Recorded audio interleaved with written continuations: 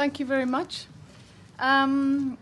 So, as Chris mentioned, I'd like to present a paper which was finalized in a draft form last month and sort of presents findings of a study that has run over the past year.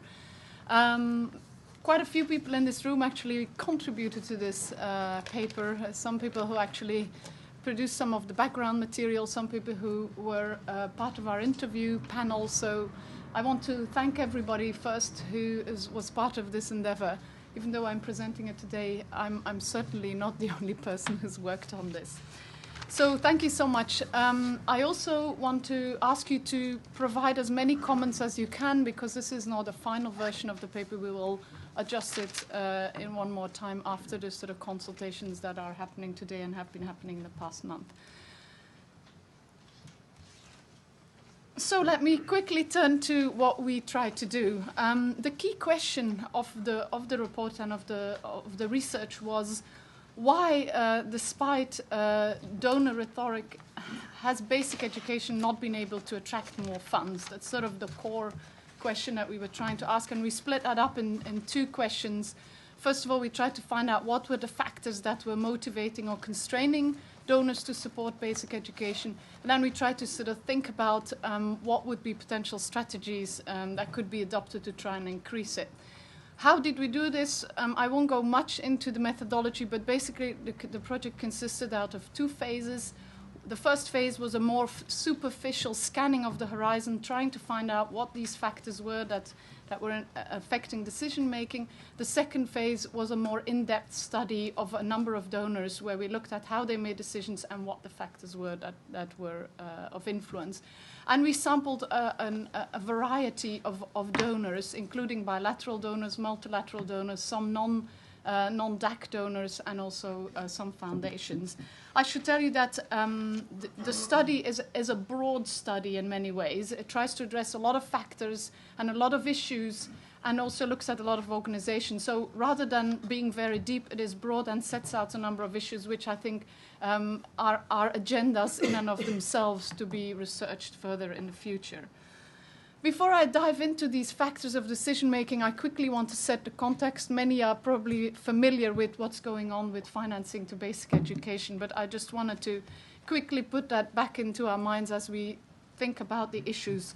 First of all, following the sort of focus on the MDGs in the last decade, what we've seen is an increase both in relative and absolute terms to aid to basic services, including basic education, which you see here. It's increased from below 10% to over 20% in the last 10 years or so. Secondly, very familiar to you, there's been an increase in aid to education and to basic education. So that's really the good news, which we should think about. But then there is also some bad news. And the first bad news is we still, despite the increases in aid to basic services and to education, we still have this massive funding gap, which you may be familiar with, has been advertised in the GMR several in the last years. And they are now calculating actually a new or more accurate, possibly, funding gap. The second point we wanted to share with you is that even though there has been these increases, if we look at the share of education in total aid, we actually see not such a great picture for education. Overall, it has remained flat over the past few years in terms of its share in total aid, while other sectors, such as, for example, health and also governance, have increased. Health, for example, has doubled since the mid-90s in terms of its share, up to now about 15% of sector allocable aid. But before I go on with this, it's not all good news for health, because you'll see in the presentation there'll be lots of comparisons with health and how health has been successful at attracting funding, perhaps more successful than education. It's not all good news, though, because even though it has been able to attract a lot of funding for specific diseases, support for health systems has not been as forthcoming as we might like to. For example, support for family planning, which is one of the key factors for the MDG 5 on maternal health, has actually been declining in many of the countries. This final slide is distribution of aid to education is not necessarily going to countries who need it, not necessarily going to low-income countries, and is not always focused on basic education. There are quite a lot of donors who also focus on higher levels of education. So that's another factor that we need to take into account. But let me then move on to these factors that are influencing external financing. We came up with 6 factors that we found seemed to be influencing decision-making of donors in terms of external financing. And even though all these 6 factors are highly interrelated, we did find that a number of them seemed to be more important than others. In terms of constraints, donor prioritization, aid architecture, and evidence and advocacy seem to be more important than the other factors that you can see on the screen. In terms of motivating factors, motivating to get engaged, again, donor prioritization and partner demands seem to be influencing decisions quite substantially. So I will try and run through these factors, but I'll pay particular attention to the 3 that seem to be most important. And the first one of these is donor prioritization. It kind of seems obvious, but it is good to think about what it actually is driven by. So the finding was that strong central prioritization can have powerful effects on allocations, as we've seen in the UK and, for example, the Netherlands. We tried to dig a little bit into what this prioritization is driven by, and interestingly, in some cases, top leadership is playing really a key role. Again, the UK with Gordon Brown. Also, at the time of Jim Wolfenson in the World Bank, basic education came very much on the agenda, but also in some of the foundations. For example, the leader of Dubai Cares really believed in this issue, and that is why it is on the agenda there. Another factor that seems to play an important role is a visionary paper. For example, in the UN agencies, respondents said the Delors paper really made a difference to them in putting basic education on the agenda. Another interesting finding was that in some of the non-DAC countries that we interviewed, historical and background and development background of those countries, as well as religious background, seems to really play a role in determining the prioritization within those organizations. Now, in terms of the challenge then, it lies into, first of all, a lack of prioritization in a number of donor agencies, which doesn't then translate, obviously, in allocation of funds, or not necessarily translates. But also, what we found was that even in agencies where basic education is prioritized, that doesn't necessarily mean that it then gets greater allocations. And that has to do with the changes in agencies, the structural changes in agencies. For example, the increased move to decentralization, where decisions are made on the ground, which makes central prioritization very difficult. Also, complex organizational structures within donor agencies, which make it difficult to put through central priorities. And as an example, for example, in Japan, there are 13 different agencies involved in aid, in the provision of overseas development assistance. And there is a real pull between the Ministry of Education, for example, and then the Ministry of Foreign Affairs and JICA on the prioritization of basic versus post-basic education. So very difficult to set priorities which are sort of followed throughout the organization. Then I wanted to move on to the second important factor that we found, and that is evidence. Both the actual availability of evidence and the use of evidence. Now, in terms of the availability, there is definitely an increased focus in all organizations on the use of evidence in making decisions. But what came very clearly out of the interviews is that there is a perception that education lacks clear and coherent evidence that can guide decisions. And one example is, for example, the funding, the numbers that are floating around funding gaps. There are numerous estimates out there, and that makes things confusing. Another interesting finding was that the debate that is currently ongoing around quantity and quality, which is a very live and a very important debate, in some people's minds seems to affect the cohesion for the argument, and seems to also give the impression that we've put all this money into providing access to education, and it seems to be all wasted because nobody is learning anything, which kind of affects the case for support. Now then, in terms of how the evidence is used by advocacy groups and used to change opinions, there was definitely a general view that the advocacy movement has improved dramatically within the education sector, and that nobody doubts that. But there were some questions that were posed in respect to, is the current advocacy movement effective? How could it be improved? Questions that were asked were, first of all, the human rights approach, which is advocated or is used by advocacy groups.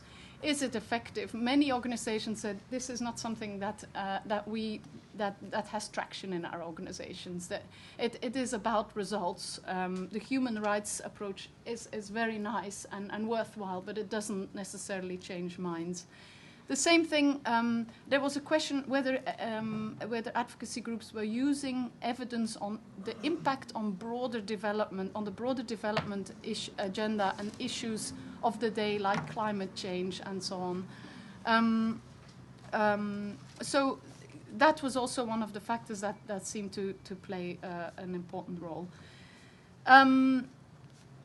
Competition is very strong, that we know. Competition from other advocacy groups in other sectors, such as the health sectors, for various reasons that are laid out there. So it is a difficult environment to work into.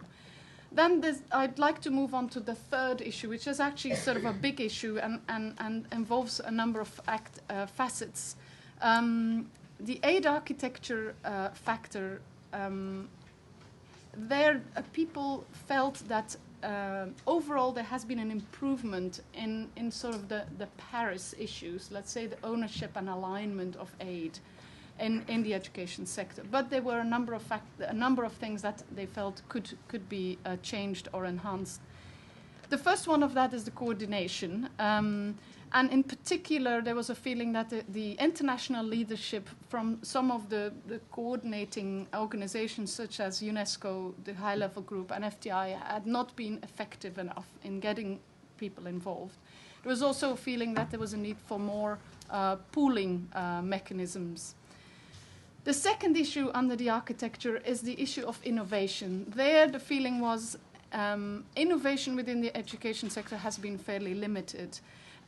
We have the FTI, which was a good step forward, but it has many problems. We have other proposals, such as the cash on delivery, the ideas on global fund, and so on.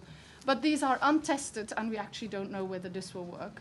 And then if you think about what's going on in the health sector, you just can only question why is the education sector not thinking more aggressively about new ways of doing business and new ways of attracting money.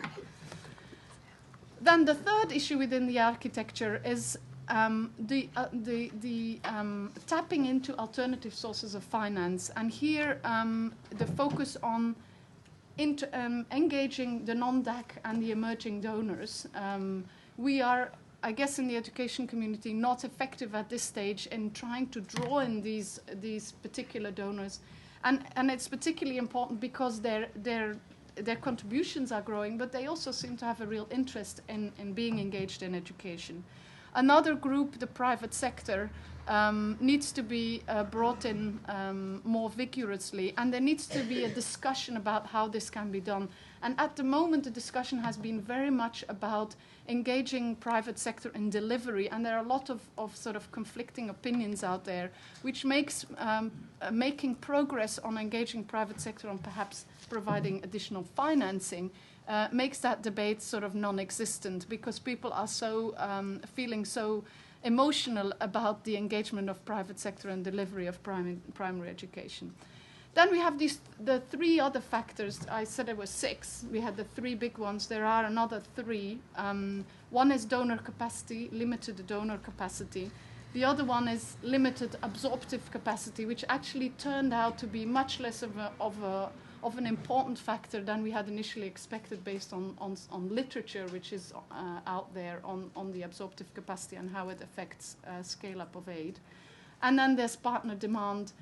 Partner demand does obviously affect. We are in a post-Paris world. We are trying to give countries a voice, and obviously it affects things, but it's not as important as the other factors in terms of constraining scale-up. So how do we move forward? In 2 minutes, we tried to come up with 5 sort of strategies, and I'd love to get your inputs into what you think about how we could take things forward and how we could learn from what we found. The first recommendation is to think about creating a renewed platform to capture high-level support. So far, support by the UK, support by other major donors has been happening fairly independently. There isn't a significant group of global leaders that is pushing this agenda forward in a coherent way. Can we come up with a new platform? The HLG, the high-level forum, has not been able to provide that kind of platform. Can we think of alternatives? Secondly, making the case for education. Is there room for a visionary paper on education? Other sectors have had papers like that. For example, the Stern report on climate change and the environment made a big sort of inroad in terms of changing people's minds. There are other examples out there. Secondly, is there room for perhaps a more permanent body that can provide analysis of impact of education on broader development issues? And we kind of put forward the example of the Commission on Macroeconomics and Health, which actually provides analysis of what is actually going on in the health sector, how is it impacting sort of broader development issues. Everybody acknowledges that the GMR is a fantastic tool and it does a wonderful job at monitoring how things are going in education, but there was a feeling that needs to be broadened out a bit. Then also, well, related, the demonstration of impact on popular development causes is needed. And then the coherence around quality and quantity, and also the debate around primary and post-primary. There's a lot of confusion out there right now. Should we focus on basic education? Should we focus on post? And there's even sort of a feeling that, oh no, we shouldn't do anything in post-primary because that's not what the MDGs are saying. And so there's a lot of confusion out there. And I know there's some people in this room who've produced some really good papers on sort of post-primary education and the need for it and how it can affect basic education. Then expanding the tent, that has everything to do with bringing in innovative sources of financing, bringing in the non-traditional donors. For example, South Korea is going to host the G20 next year. Is there an opportunity there to bring in these people or these donors? And then the final 2 points, thinking about how we can enhance the effectiveness of aid delivery. That has to do with a stronger global platform that can actually monitor and possibly also sanction or shame effectively if donors are not forthcoming with funding. Can we explore better models for collaborative partnerships? And then finally, the strengthening of recipient capacity and demand. That is an issue that is out there. Everybody acknowledges it. There is a necessity to improve local capacity and improve the absorptive abilities of donor countries. This also links in with the expertise in donor agencies, because there is a decline in experts in donor agencies, and we have to think about ways that we can use the existing resources out there more effectively to actually reach this objective. So that was hopefully within time. Thank you very much indeed, Liesbet.